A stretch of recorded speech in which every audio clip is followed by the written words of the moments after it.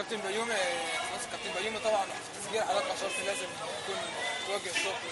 اكيد يعني هو يعني من الحاجات اللي فعلا الواحد مش قادر يشكر فيها، لان انا عارف ان هو هيزعل، وفعلا من لا يشكر الناس لا يشكر. فانا بشكر الاستاذ سعيد الدسوقي ان هو فعلا لم يتوانى لحظه عن خدمه الجمعيه، وانا ما بجيش غير شهر في السنه، وهذا الرجل الحقيقه طوال العام ظهرا الى ظهر في الجمعيه. فبشكره الحاج سعيد وبشكر كل الداعمين، وعايزه يعني كلمه كده للجمعيه. وانا بقول فعلا وجود المماليك كان سبب رئيسي للحاج سعيد. الله يكرمك. ربنا يجعله في ميزان حسنات.